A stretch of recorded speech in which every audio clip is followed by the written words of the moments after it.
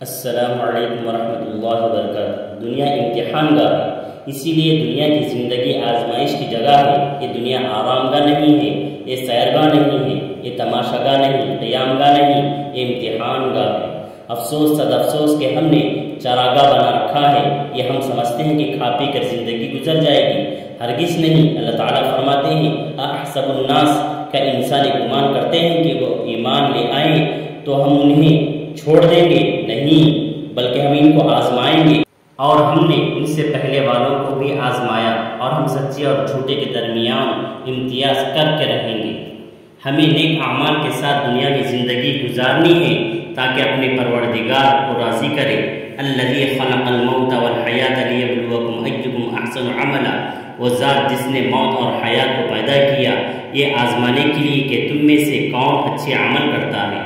لہٰذا ہمیں دنیا میں اپنی شخصیت کو سنوارنا ہے، اپنے کردار کو بہتر بنانا ہے، اپنے اندر اخلاق کے حمیدہ کو پیدا کرنا ہے، صحیح معنوں میں انسان بن کر زندگی گزارنی ہے۔